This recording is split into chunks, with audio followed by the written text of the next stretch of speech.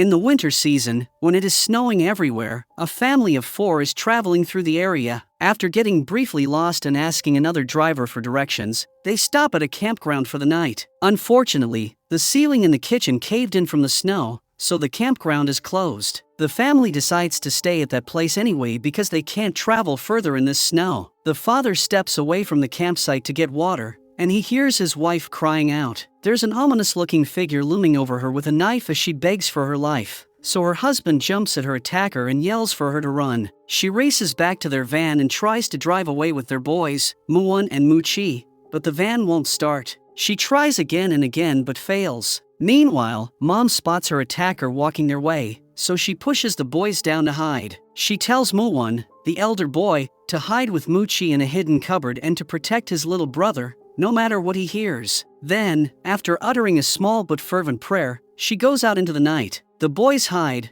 but moments later, the attacker reaches the van and tries to break in. Mom distracts him and leads him away from the van, only to get caught and stabbed several times. Despite her best efforts, the attacker quickly disables her and heads back to the van, where the boys are now out of hiding and screaming for their mother. Muwon locks little Muchi into a suitcase and shoves it under a bench, then tries to hide himself. The attacker comes inside the van, finds Muchi's suitcase first, and starts to break it open. Remembering his promise to protect his little brother, Muwon comes out of hiding and tries to lead the attacker out of the van. But he's caught, and the attacker hits him over and over with his hammer. In the meantime, police mobiles come there, so the little brother Moonwon is saved, but the attacker runs away before being captured. Later that night, Detective Park Do-suk is called to the hospital to talk to young Muchi, who is in deep shock. Both of his parents were murdered, and Muwon is gravely hurt and in surgery. Detective Park, whose own daughter was taken by the headhunter years ago,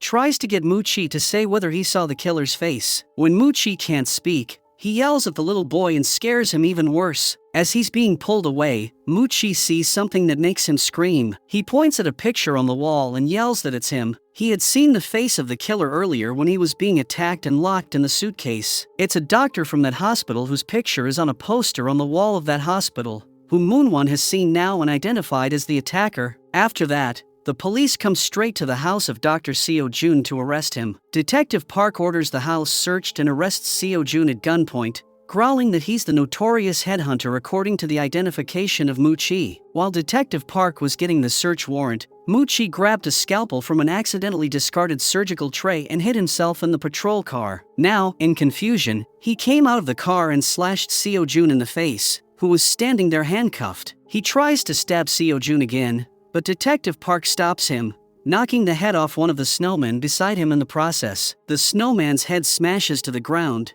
and inside is a black plastic bag. One of the cops looks inside, then drops it in horror. Muchi sees blood in the snow and the beret his mother was wearing, still clipped around a lock of her hair. From inside, Seo-jun's wife, Ji-eun, sees this scene, and the truth hits her like a ton of bricks. It was the head of Muchi's mother packed in a plastic bag and hid in the snowmen. Eventually, the bodies of Muchi's parents are found in Ji-eun's greenhouse, furthering the theory that Seo-jun is the headhunter. To the dismay of the families of the deceased, Seo-jun continues to protest his innocence in front of the public and wishes for the real killer to be found. He claims that he doesn't know how those bodies are in his greenhouse, but during the press conference, Eun-ji comes there. She confronts Seo-jun in front of reporters, saying that she knows it's him. She saw him putting the head on the snowman that contained his victim's head, and she even had a picture as proof. Ji-eun asks him tearfully why he even married her if he couldn't love her, and Seo-jun sneers, saying that he wanted an offspring from Eun-ji,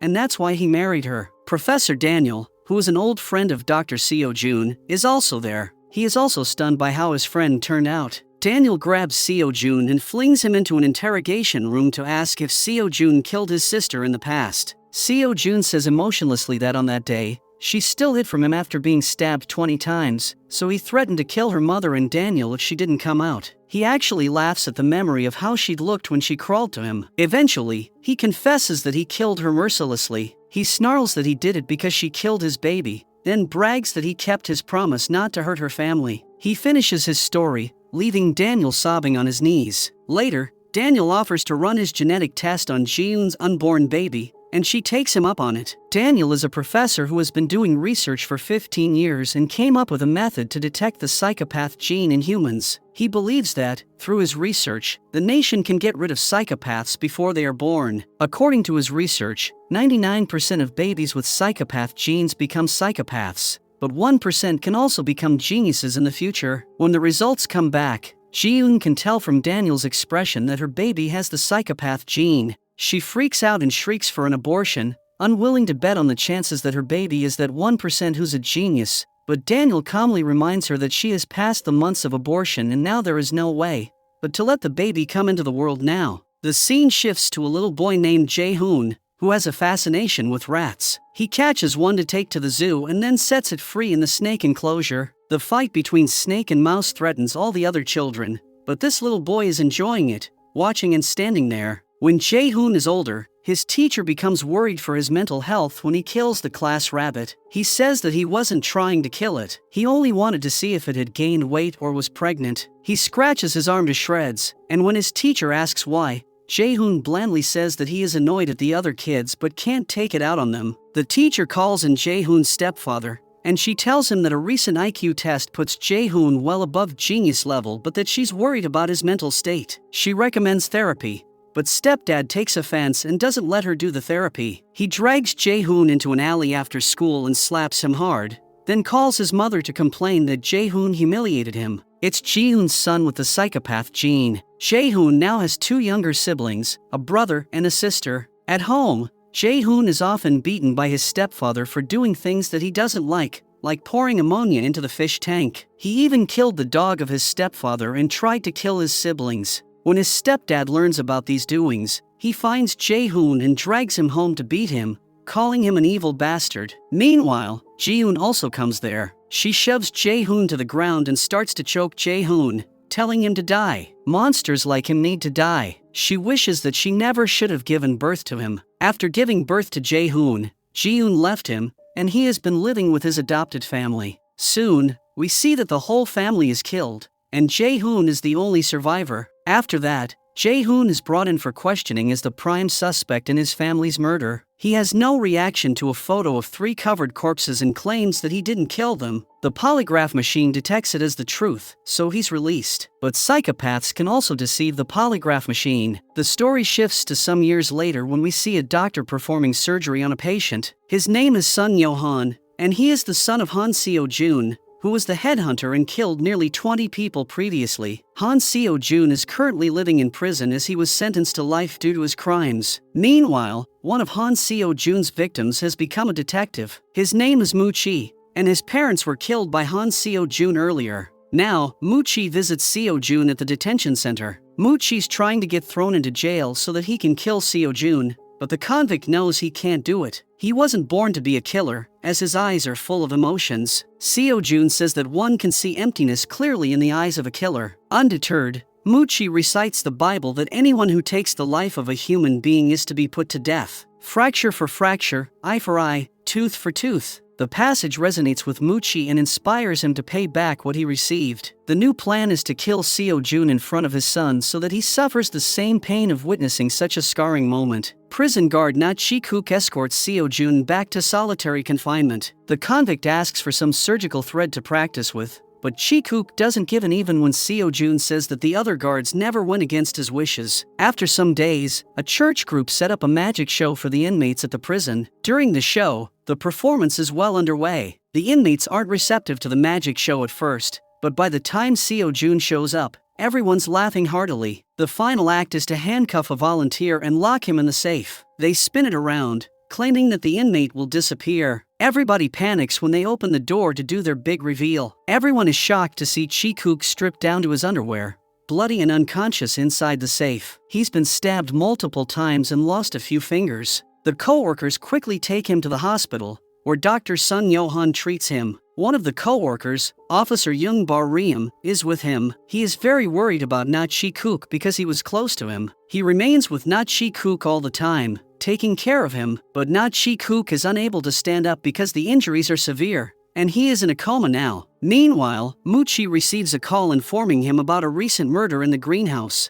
Mu-chi quickly runs over to the greenhouse, where a young woman's body is found. The The killer has wrapped a previous victim, Suho's boxing gloves, around this victim's neck. Also, he placed another victim's missing ring on her finger and made her wear the missing shoe of a homeless man who was killed earlier. The one thing Muchi doesn't recognize is Chi-kook's watch, which is now on the wrist of this young woman. During the earlier examination, Muchi removes the woman's hand from her mouth. There, he saw that the murderer carved a cross on the roof of her mouth, and her middle finger was pointing at it. The detective discovers a bloody message written just for him when he looks up. In the message, the killer praises the detective and also says that it's a gift for the detective in the form of a dead body. Meanwhile, Professor Daniel has returned to Korea. He visits Ji-eun's house after all these years, and she warmly welcomes him. Seeing a photo of Ji-eun with Surgeon Johan on the wall, Daniel asks if he's her son. She confirms that he is, then says she needs to head to work at her flower shop soon. Daniel asks what happened to the dog, so Ji-eun explains that her son brought the dog home injured and nursed it back to health because he can't stand seeing any living being suffer. As Daniel stands to leave, Ji-eun blurts out that he was wrong about her son and that he will become a killer as he has the psychopath gene. When Jae-hoon's family was murdered, Daniel Lee got a chance to speak to the police about the case. Jae-hoon had been considered a suspect but was ruled out because his polygraph test was clean, though Daniel knew that a psychopath could easily beat a polygraph. The police were confident that an 11-year-old boy wouldn't murder his whole family, but Daniel hadn't looked so sure. After that, Daniel goes to the hospital and observes Sun Johan's behavior. He is trying to assess whether Sun Johan is a psychopathic killer or not. Through his actions, Professor Daniel seems somewhat convinced that Sun Johan is the killer. He calls Sun Johan and asks him to meet because he wants to talk about the recent murders. Later at night, Daniel shows up at an abandoned amusement park to wait in a Ferris wheel car for Sun Johan. When Sun Johan comes there, he turns on the power to the Ferris wheel. Then, Johan attacks Daniel and stabs him repeatedly. Later, we see him throwing a packed body into the lake. Meanwhile, Muchi and his team were still at the prison looking for Chi-kook's uniform and the stabbing weapon. Barium brings up the fact that Chi-kook wasn't supposed to point at a cross like the other victims, but neither of them can imagine what makes Chi-kook different. On the drive back to the station, Barium mentions that this is his first time meeting Muchi, though he's heard of him from Muchi's elder brother, Muwon. Later, Barium catches his girlfriend, Bang-yi, and they both go to a restaurant to have a meal together. Meanwhile, Muchi sees Dr. Sun Johan hugging a broadcasting anchor, Miss Choi. He has come to talk to Miss Choi about a recent murder, and he finds her hugging Johan, who looks terrified about something. Muchi remembers once when Miss Choi asked him out right next to a corpse at a murder scene, but he'd lied that she was not his type. Miss Choi seemed hurt and had told him that he'd regret it someday, and now it seems to be that day. After that, we see the grandmother of Bang-yi Halmoni called Bang-yi's school. She's in trouble for hitting another girl. Halmoni begs the girl's mother to forgive Bang-yi, but Bang-yi yells that the girl has spread rumors about her and Halmoni doesn't need to apologize on her behalf. She storms out saying this, and the student angrily blames her mother for saying nasty things about Bang-yi. Hearing all this, Halmoni yanks the student in her, both by the hair for spreading rumors about her grandchild. When she rejoins Bang-yi outside, Bang-yi can see that Halmoni is disheveled and lashes out in frustration. Bang-yi tearfully blames Halmoni for what happened to her years ago when her grandmother asked her to go out for some food.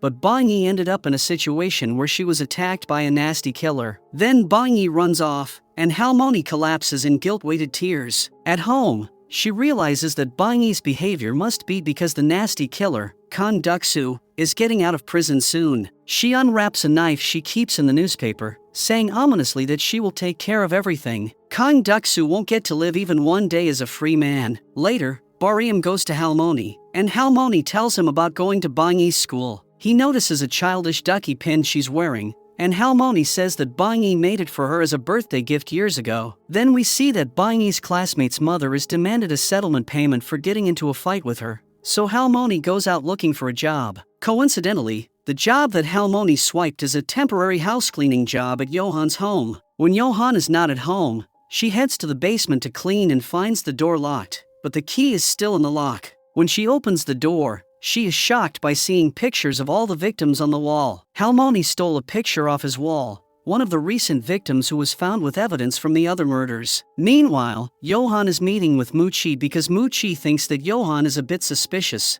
but he still doesn't have any evidence against him. During their conversation, Johan suddenly remembers that he has left the keys of the basement in the lock. So, he quickly gets up to go back home. But before leaving, Muchi makes him write the name of his friend, with whom he was hanging out on the day of the recent murder. It was because Muchi wanted to check his alibi. Then, Sung Johan races home, but Halmoni is back upstairs. She says she's finished and leaves, shaking and so terrified that she forgets her payment. Johan checks the basement door, which leads to the room that's wallpapered with photos he's taken of his murder victims. He sees that one of the pictures is missing and that Halmoni stole that picture. She plans to give it to Bariam to help catch the killer, but she's unaware that the killer is following her home. Halmoni gets off the bus at Bariam's building and tries to go inside, but it's locked. She hides from Johan when she finally sees him, but she panics and runs, and Johan spots her movement. Back at the station, Bariam finally checks his phone, and there is a text from Halmoni. Saying that message, he starts running home at top speed. After reaching there, he calls her phone and follows the ringtone to a nearby alley, but unfortunately, Bariam finds Halmoni's body lying in the alley. Johan has already killed her by stabbing a knife in her belly several times. Then Bariam sees Johan lurking nearby. Seeing Bariam, Johan starts to run, and Bariam gives him a chase. Bariam almost catches Johan several times, but Johan gets away when Bariam is hit by a car while running across the street. Bariam lies dazed, but he sees Johan's shoes in the crowd out of the corner of his eye. He can't quite see Johan's face clearly before the murderer turns and walks away. On the way to the crime scene, Muchi notices Bangi hunched over in the pouring rain and gives her a lift across the bridge. When they reach the crime scene, Bangi is worried about her grandmother as she cannot find her at home. Meanwhile, Muchi checks the face of the victim, and she is an old lady whom Muchi knows from his past. He remembers her from the incident of her grandchild being abused by the Kang Duk-su. Then, Muchi immediately notices that Halmoni is gripping something tightly and pries it from her hand. It's a corner of the photo. She put out the fire with her hand to save it. When the body is carried out, Bangi is amongst the crowd. She can sense that something's wrong, but Muchi holds her back when her body gets wheeled out. With the exposed injured ankle and hairpin, it's undeniable that it's Halmoni. Muchi gently wipes the blood away from Halmoni's face before allowing Bangi to get a glimpse of her. Muchi restrains the tearful Bangi as she cries for her grandmother. Muchi goes to the hospital to gather intel from Bariam, who's drained of energy and blames himself for not picking up Halmoni's calls. In her message, Halmoni told Bariam to meet her at the general store because she had a photo to show him. Bariam quickly went there in the rain, but the neighborhood was empty, and the store was closed. He followed the sound of her ringtone and found her body. Bariam chased the killer, but it was too dark to see his face. The only information Bariam remembers is that he smelled mint from the killer, and also, the killer was left-handed. Meanwhile, Johan is at home, and he mists himself after showering. His mother also came there and took Johan's clothes to put them in the washing machine, but she is shocked to see that the clothes are blood-stained. When Johan comes out of the bathroom, he sees his mother cooking a meal for him. Avoiding eye contact, she mentions the bloody clothes and asks if there is an emergency patient on the way home from work, but she is actually making excuses so that Johan would not become uncomfortable. She also notes that he smells nice and figures that he has someone special in his life,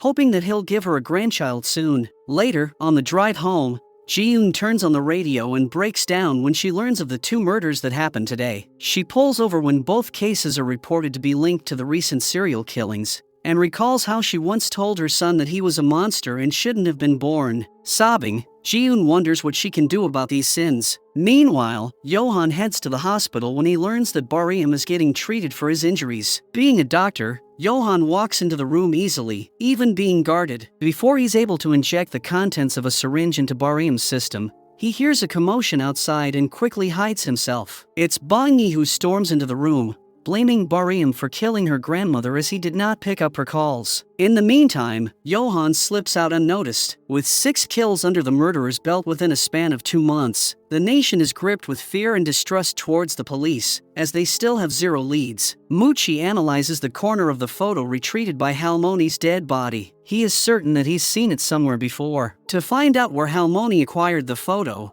Muchi tries to retrace her steps, and Bariam also helps him. They make it to an old building and begin to ask every shopkeeper whether they've seen her.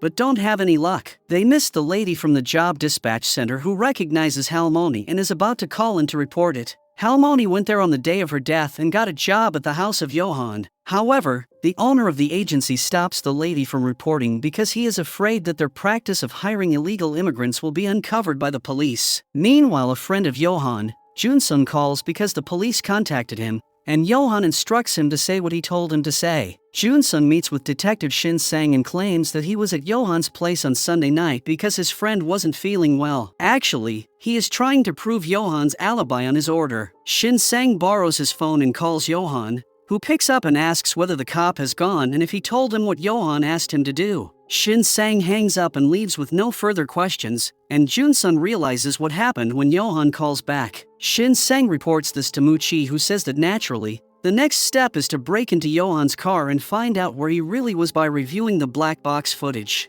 Later, we see the serial killer kill the brother of Muchi on the television in front of the whole public. This makes Muchi extremely angry and depressed. He has no one left but his brother, whom the psychopath has killed now brutally on a live show. And the reason behind this killing is that Muchi's brother has no anger against the killer, although the killer's father has already killed his parents in the past. But Muchi's father has forgiven the murderer of his parents as he thinks revenge is not good for the soul. Still, after the incident of his brother's death, Muchi continues his investigation into Halmoni's case and finds some drinks in his bag of granny. By seeing the labels on those drinks, Muchi reaches the store from which Halmoni got those drinks and asks the lady there about Bangi's grandmother. This time, that lady confesses that Halmoni came to her on that day, and she sent her to a home for the cleaning job. When Muchi gets the contact number of the person who hired Halmoni on that day, he goes straight to pay a visit to that person. It's actually Ji-eun, the old lady who hired a maid to clean her son's house. But Muchi remembers her from his past. She is the wife of Han Seo-jun,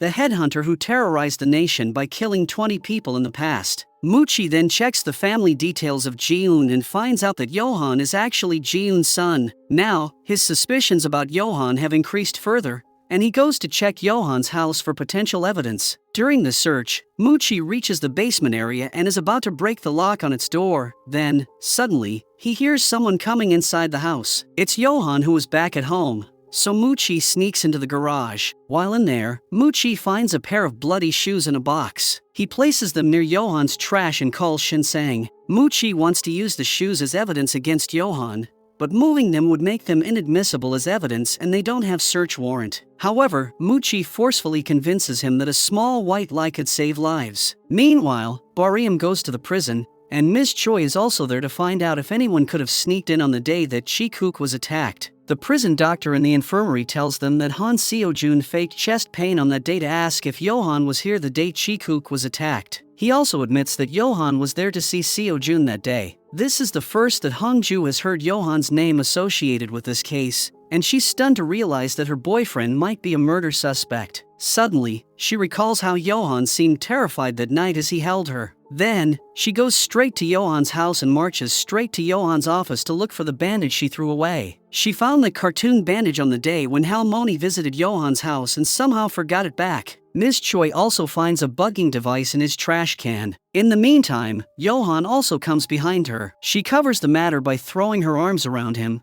and behind his back, she shoves the bandage into her sleeve. Muchi, who is standing outside Johan's house, has seen Ms. Choi going into the house, and he is worried about her. So, he calls Ms. Choi to tell him that they are going to search the house of the psychopath killer and she should also come with them for an exclusive story. Johan also overhears this and starts putting something in his car, then leaves the house. A while later, Johan is driving when the car behind him speeds up and crashes into him. The driver insists on getting the police even though Johan just wants to go. Muchi is watching the whole scene from nearby, and it is all a setup to trap Johan. The other driver, who is actually the girlfriend of Detective Shin Sang, tells the cops that she heard a child's voice coming from Johan's bag, and since the child is still missing, the police order him to open the bag. Muchi sits in his car, gun pointed at Johan, ready to shoot him dead the moment that child is safe. However, the bag only holds clothes for a long shift at work, so Shin Sang texts his girlfriend to say that the sound actually came from the trunk. Muchi braces himself again,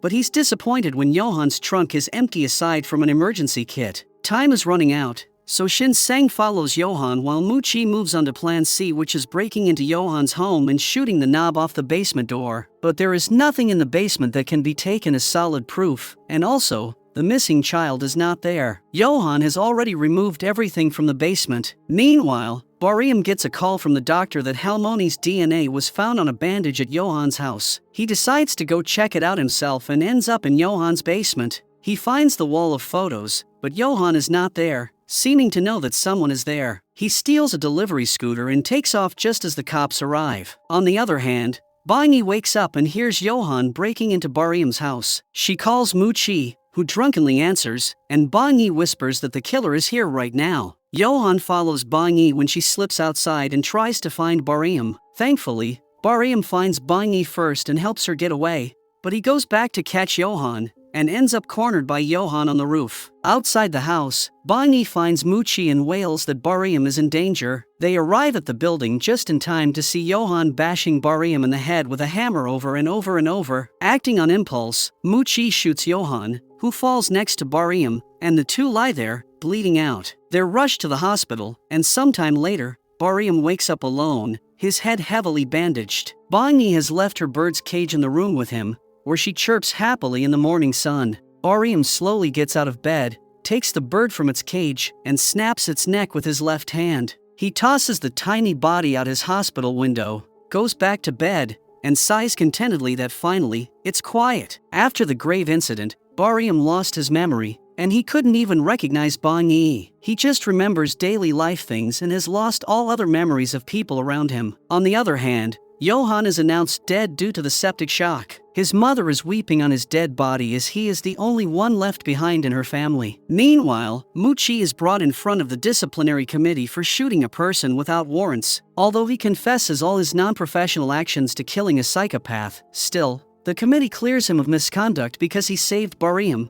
and Muchi receives 1 year of probation with a 6-month salary cut. Muchi approaches the committee and argues that he should be sent to jail for killing someone. Actually, he always dreamt of killing a psychopath and then going inside the prison to kill Han Seo-jun, who killed his whole family. After some days, Muchi is back at the duty and Barium has also recovered and appointed as a prison guard. He has gained a lot of popularity due to standing in front of the psychopath killer alone, and he is being called as Nation's son. Although he looks fine, the incident has changed something inside him. He is better at his job than earlier, and now he thinks exactly like the serial killer and helps Muchi in all the cases. One day, when he is chasing a thief, he finds a dead body hidden below a bridge. Everyone is surprised by seeing the detective skills of Barium there. He is acting like he knows the serial killer very well, as if he has read a lot of books on psychopaths. But this is not the case. He has not even read a single book and has no prior experience of working on such events. Barium explains that all these detective feelings just come from inside of him. Also, Barium is having flashbacks of his previous memories, and this also makes his head pain a lot. So, he goes to see his surgeon. The surgeon explains that Barium's surgery was not an easy task and that after such complex surgeries, headaches are normal. He also hands over some painkillers and tells him not to worry about it. When Barium comes out of the doctor's room, Bangi is waiting for her. She tells him that this doctor was not the actual surgeon who performed the surgery on Barium when he was injured. This revelation makes Barium confused, so he again goes inside and asks the doctor if he was the actual doctor who performed surgery on him. The doctor tells him confidently that he is the one who performed the surgery. Still, Barium feels that the doctor is lying to him, so he checks the list of doctors with Bangi to identify the actual surgeon, but that surgeon is not in the list.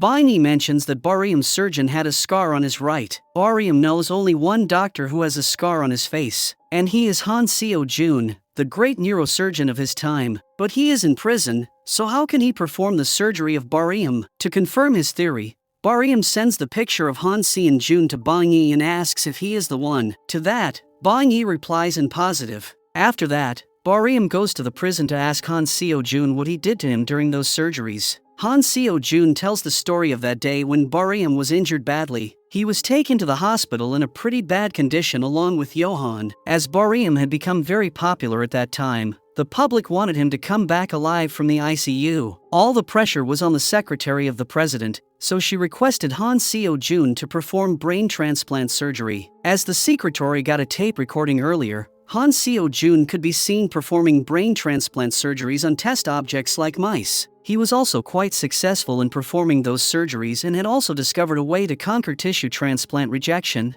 Actually, Han Seo-jun killed all those people during his tenure to test his new inventions on the brains of humans. Mu-chi's family was the last one he planned to kill because his surgery was successful in the testing phase. But he ended up in prison due to Mu-chi, and his surgery also came to a halt. And now Barium wants brain transplant surgery because his head is completely crushed by the attacks of Johan. So, at the request of the secretary, Han Seo-jun transplanted a part of Johan's brain into the brain of Barium. It is also revealed that Johan did not die due to septic shock but of this brain transplant surgery. Also, Han Seo-jun killed him, in other words. Now, Barium seems very agitated by knowing all these facts and he is having flashbacks of Johan's memories. Also, his nature is becoming much like Johan's. One night, a drunken Mu-chi comes to Barium's house and blames him for catching the killer, which adds to Barium's annoyance. When Mu-chi punches him, Barium wraps his fingers around his neck and squeezes until Mu-chi turns purple. He grabs an object nearby and strikes the detective repeatedly,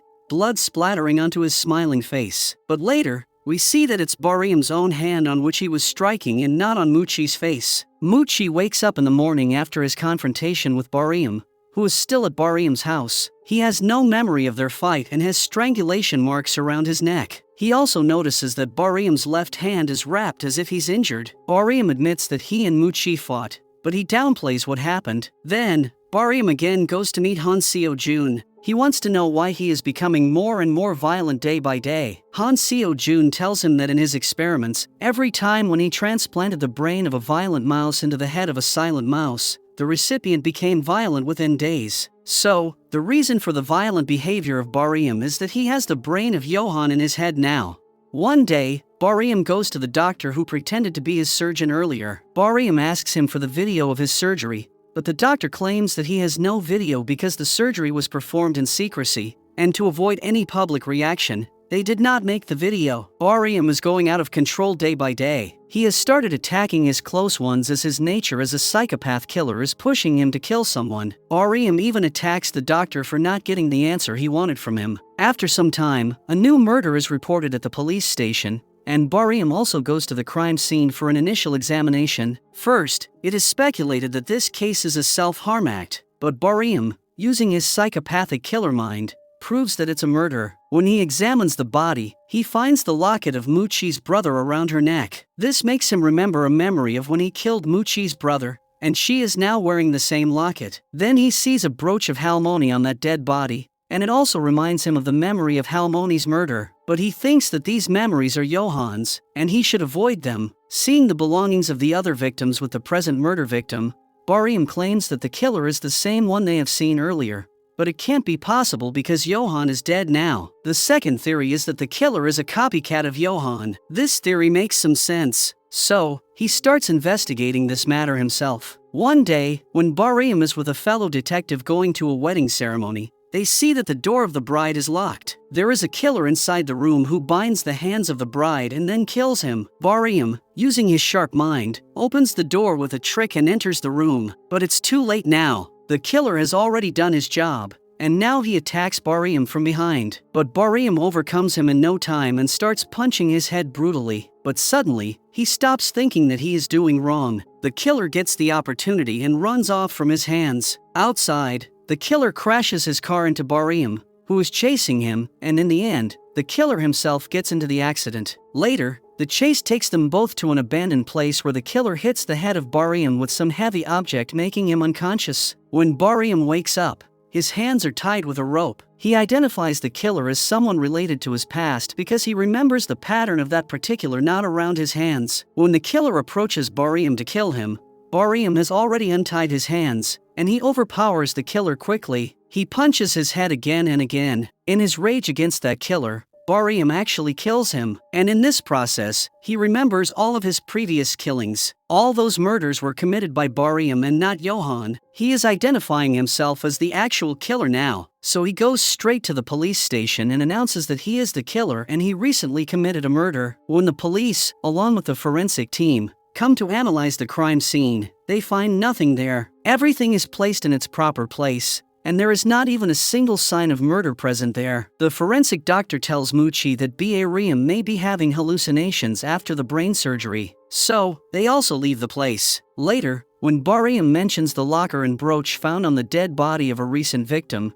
he learns that he was also wrong about them. His fellow workers tell him that there was no locket or brooch present on that dead body, and it was also a hallucination of Barium. After some days, when Barium again goes to the place where he committed the murder, he sees that there is indeed a spot of fire burn present there, and this was from the night when he fought with the killer. So, he was not hallucinating, but someone was there who was hiding all the crimes of Barium. When Barium is present at the hospital for some work, he receives a call on the phone in his pocket. Surprisingly, the phone is not Barium's, and he remembers that an old man fell on him earlier when he was exiting a bus, so that old man must have exchanged the phones. When he attends the call, the person on the other side asks Barium to meet him because he can give all the answers to the questions of Barium. He agrees and goes to an abandoned place to meet him. Suddenly, someone comes from behind him and makes Barium unconscious with anesthesia. He takes him to an old, worn-out secret storage house where that old man tells the story of Barium. He has been tracking Barium from his childhood and reveals that Barium's actual name was Jae-hoon, and he was born with the psychopath gene. He also says that all those murders for which Johan was convicted were actually committed by Barium, the old grandmother of Bang-yi, the brother of Muchi, the poor little kid, and everyone else on the list of serial killings were killed by Barium. He used to show himself as an innocent person, but deep inside, he was a serial killer who murdered poor people for no reason. He also had a secret basement under his house where he used to keep the dead bodies of his victims. Barium can feel that the old man is talking right because he remembers all those memories of his childhood when his mother tried to kill him, saying that he was a monster. It's not the memories of Johan but Barium's own memories. Johan also had the psychopath gene in him, but he didn't turn into a monster. He had come to know about Barium's death and was researching all the victims killed by Barium. He wanted to stop Barium on the day when he came to his house, but he was shot by Muchi on the spot and didn't even get a chance to explain himself. After the surgery, Barium forgot everything that he was a serial killer earlier, and when he got the brain of Johan in his head, he started getting feelings of guilt that were not in his head before. It was Johan's brain that made him feel that he was a good person and not a psychopath.